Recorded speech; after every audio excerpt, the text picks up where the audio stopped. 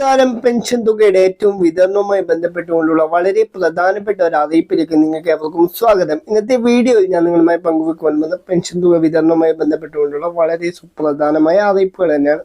നമുക്കറിയാം, നമ്മുടെ സംസ്ഥാന സർക്കാർ ഓണത്തോടനുബന്ധിച്ചുകൊണ്ട് 2 മാസത്തെ പെൻഷൻ തുകയായ 3200 രൂപയുടെ വിതരണമായിരുന്നു സംസ്ഥാനത്ത് നടത്തിയിട്ടുണ്ടായിരുന്നത്. എന്നാൽ ഈ ഒരു തുകയൊക്കെ ലഭിച്ചതിന് ശേഷം ഓണമൊക്കെ കഴിഞ്ഞു, തുകയൊക്കെ ഏകദേശം തീർന്നു, ചെലവായി കഴിഞ്ഞപ്പോൾ പെൻഷൻ കൈപ്പറ്റുന്ന പല പെൻഷൻ ഗുണഭോക്താക്കളുടെ ഭാഗത്തു നിന്നും ചോദ്യങ്ങളൊക്കെ ആയിട്ട് നമ്മുടെ കമന്റ് ബോക്സിലൊക്കെ ചോദ്യങ്ങൾ വരാൻ തുടങ്ങി. സംസ്ഥാന സർക്കാർ ഇനി പെൻഷൻ തുക വിതരണം ചെയ്യുമോ? അതുപോലെ തന്നെ കൃത്യമായി സംസ്ഥാന സർക്കാർ നേരത്തെ വിതരണം ചെയ്തതോടെ നമുക്കറിയാം, 4 മാസമായിട്ട് നമ്മുടെ സംസ്ഥാന സർക്കാർ കൃത്യമായിട്ട് പെൻഷൻ തുക വിതരണം ചെയ്യുന്നുണ്ട്. ആ ഒരു രീതിയിൽ സംസ്ഥാനത്ത് പെൻഷൻ തുക വിതരണം ചെയ്യുമോ എന്നൊക്കെ പറഞ്ഞുകൊണ്ട് നമ്മുടെ കമന്റ് ബോക്സിലൊക്കെ കമന്റ് വരുന്നുണ്ട്. അപ്പൊ അത് സംബന്ധിച്ചുകൊണ്ടുള്ള വളരെ സുപ്രധാനമായ ഒരു അറിയിപ്പ് തന്നെയാണ് ഈ ഒരു വീഡിയോയിൽ ഞാൻ നിങ്ങളുമായി പങ്കുവെക്കുവാൻ പോകുന്നത്. അതുപോലെ തന്നെ പിന്നെ പല ആളുകൾക്കുമുള്ള ഒരു സംശയമാണ്, അടുത്ത പെൻഷൻ തുകയുടെ വിതരണം 2 ഗഡുക്കളായിട്ടാണ് വിതരണം ചെയ്യുക എന്നുള്ള ഡൗട്ടുകളൊക്കെ ഒരുപാട് ആളുകൾ ചോദിക്കുന്നുണ്ട്.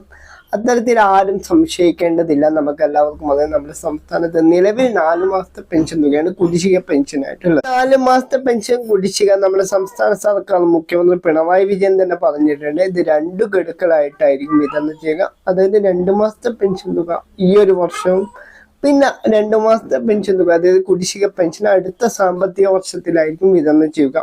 അപ്പോൾ ഓണത്തോടനുബന്ധിച്ചുകൊണ്ട് 2 ഗഡു പെൻഷനിൽ നിന്നുകൊണ്ട് 1 ഗഡു പെൻഷൻ വിതരണം ചെയ്തു കഴിഞ്ഞു. ഇനിയുള്ള 1 ഗഡു പെൻഷൻ അതായത് കുടിശ്ശിക പെൻഷൻ എപ്പോഴാണ് സംസ്ഥാന സർക്കാർ വിതരണം ചെയ്യുക എന്ന് ആർക്കും സംശയിക്കേണ്ട കാര്യമൊന്നുമില്ല. ക്രിസ്മസോടനുബന്ധിച്ചുകൊണ്ടായിരിക്കും ആ ഒരു 2ാമത്തെ ഗഡു പെൻഷൻ കുടിശ്ശിക പെൻഷൻ വിതരണം ചെയ്യുക എന്നുള്ള കാര്യം നിങ്ങൾ എല്ലാവരും മനസ്സിലാക്കി വെക്കും. ഇന്നലെ നമുക്ക് ലഭിച്ച റിപ്പോർട്ടുകൾ പ്രകാരം ഈ മാസം 20-ാം തീയതിക്ക് തന്നെ സംസ്ഥാന സർക്കാർ തുക വിതരണം ചെയ്യുമെന്ന് നമുക്ക് പല റിപ്പോർട്ടുകൾ ലഭിച്ചിട്ടുണ്ടായിരുന്നു. എന്നാൽ ഇന്ന് ലഭിച്ച റിപ്പോർട്ടുകൾ പ്രകാരം സൂചിപ്പിക്കുന്ന സംസ്ഥാന സർക്കാർ ഈ ഒരു മാസം 20-ാം തീയതിക്ക് ശേഷമായിരിക്കും പെൻഷൻ തുക വിതരണം ചെയ്യുക. അതായത് ഒരു 25-ാം തീയതി മുതൽ വിതരണം ആരംഭിച്ച് അടുത്ത മാസം 5-ാം തീയതിക്ക് ഉള്ളിൽ പെൻഷൻ തുക വിതരണം ചെയ്യുന്ന ഒരു രീതിയായിരിക്കും സംസ്ഥാനത്ത് നിലവിലുണ്ടാകുക എന്നുള്ള റിപ്പോർട്ടുകളാണ് ഇപ്പൊ നമുക്ക് നിലവിൽ ലഭിച്ചിരിക്കുന്നത്.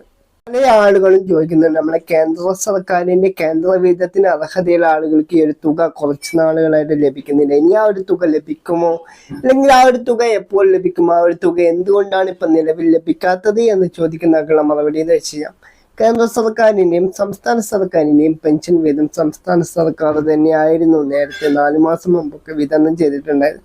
ഇപ്പം കേന്ദ്ര വീതം കേന്ദ്ര സർക്കാർ നേരിട്ട് ഡയറക്റ്റ് ബെനിഫിറ്റ് ബാങ്ക് അക്കൗണ്ടുകൾ വഴി നിക്ഷേപിക്കുന്ന ഒരു രീതിയാണ് സംസ്ഥാനത്ത് നിലവിലുള്ളത്.